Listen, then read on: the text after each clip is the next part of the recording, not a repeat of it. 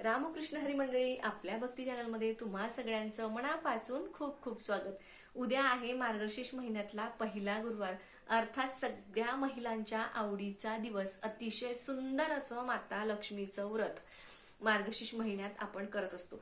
पहिल्या गुरुवारीच आपल्याला उपाय हा सुरू करायचा आहे। तुमची कितीही कठीणातली कठीण इच्छा असेल तर ती नक्कीच पूर्ण होईल, लक्षात घ्या।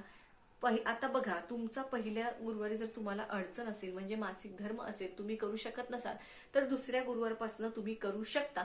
पण ज्यांना काहीही अडचण नाही आहे, काहीही प्रॉब्लेम नाही, त्यांनी 4ही गुरुवारी हा उपाय करायचा आहे।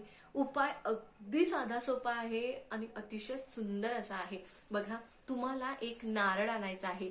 नारळ म्हणजे जे आपण श्रीफळ म्हणतो, जे पूजेमध्ये वापरतो, जे आपण कलशावरती ठेवतो, तसंच नारळ आणायचं आहे। आता कलशावरचं नारळ घ्यायचं नाही, किंवा घरामध्ये असलेलं कुठल्या पूजेतलं किंवा कुणी भेट म्हणून दिलेलं नारळ घ्यायचं नाही। स्वतःच्या पैशाने तुम्हाला एक नारळ, एक श्रीफळ जे आहे ते विकत आणायचं आहे। आता गुरुवारची तुमची संपूर्ण पूजा झाल्यानंतर मी तर आधीच सांगितलंय की पूजा सकाळीच करा। सकाळी तुमची संपूर्ण पूजा झाल्यानंतर, अर्थात कथा आरती वगैरे वाचून संपूर्ण झाल्यानंतर तुम्हाला काय करायचं आहे, एक नारळ जो आपण विकत आणलेला आहे आपल्या पैशांनी, तो दोन्ही हातामध्ये घ्यायचा आहे। त्याचा शेंडा देवाकडे येईल आणि त्याचं देठ आपल्याकडे येईल, अशा पद्धतीने तो नारळ आपल्याला असा पकडायचा आहे। आणि आपली जी काही इच्छा असेल ती माता लक्ष्मीला सांगायची आहे।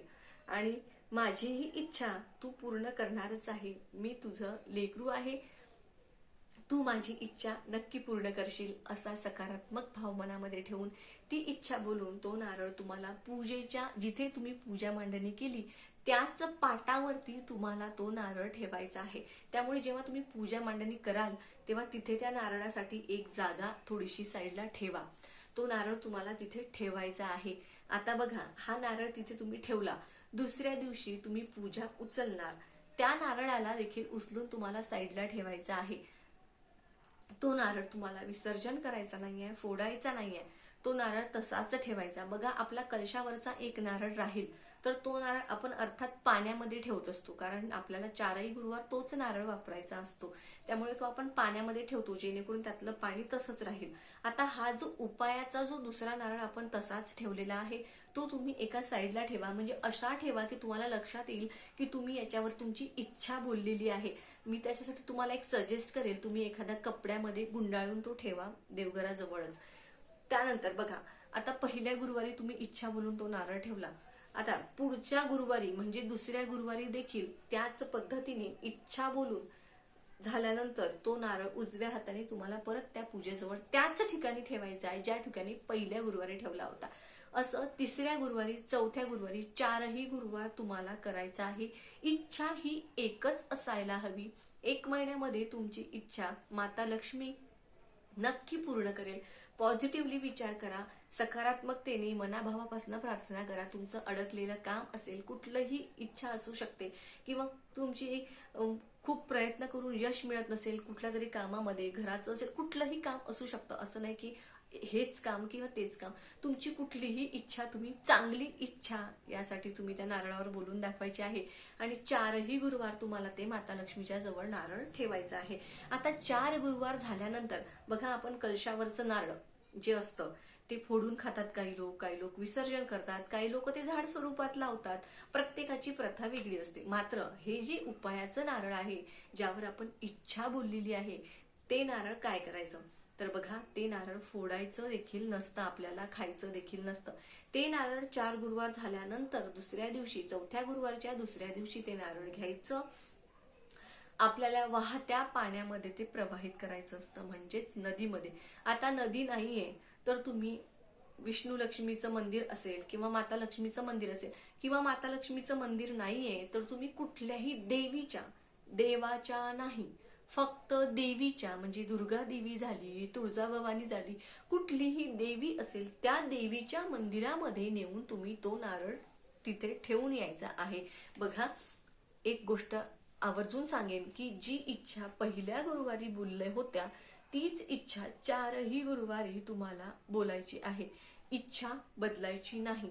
उपाय मनाभावापासनं करायचा, उपाय नंतर करायचा, आधी पूजा मांडणी, व्रतकथा, आरती करून घ्यायची. त्याचबरोबर हा उपाय आपण करत असतोच. सगळ्यात महत्वाचं म्हणजे महालक्ष्मी अष्टकमचं पठण झालंच पाहिजे. खूप सोपं आहे, खूप साधं आहे. त्यानंतर श्रीयंत्रावर कुंकुमर्चन जास्त नाही म्हणत, अगदी 16 वेळा का होईना झालंच पाहिजे. ओम श्री महालक्ष्मी नमो नमः हा साधा मंत्र म्हणून केला तरीही चालेल. तुम्हाला जर देवीचं कुठलं स्तोत्र, श्रीसुक्त येत असेल ते म्हणून केलं तर अतिशय उत्तम. पण काहीच येत नाही, ओम श्री महालक्ष्मी नमो नमः एवढं तर मला वाटतं कुणालाही येतं, तर 16 वेळा का होईना श्रीयंत्रावर कुंकुमार्चन करा. श्रीयंत्र नाहीये ना, मग माता लक्ष्मीच्या मूर्तीवर करा. तेही नाहीये ना, 1 रुपयाचं नाणं घ्या, त्याला माता लक्ष्मी माना आणि त्याच्यावर कुंकुमार्चन करा. आणि कुठल्याही महत्वाच्या कामाला जाताना ते कुंकू कपाळाला लावा. तुम्हाला एक वेगळीच ऊर्जा जाणवेल. माझ्या घरी सतत आम्ही जे कुंकू वापरतो ना, म्हणजे मी जे लावते, माझे मिस्टर लावतात, ते आम्ही जे कुंकुमार्चनचंच कुंकू आम्ही वापरत असतो. म्हणजे माझं सतत चालूच असतं. कधी पौर्णिमा असेल, नवरात्रात तर 9 दिवस, आणि अशा वेळी तर हे तुम्हाला करायचंच आहे आणि हा उपाय करायचा आहे. त्याचबरोबर भगवान विष्णूंची सेवा म्हणजेच तुम्ही सलग सत्यनारायण, जो की पौर्णिमेला केला जातो, फक्त आपण पौर्णिमेला एक सत्यनारायण 3 सुपाऱ्यांचा करत असतो, तसाच सत्यनारायण मार्गशीर्ष महिन्यात 5, 7, 9, 11 संकल्पयुक्त सत्यनारायण म्हणतात. अतिशय सुंदर अशी प्रभावी सेवा आहे. तुम्हाला जर हवं असेल तर मी त्याची माहिती तुम्हाला देईन. खूप सुंदर.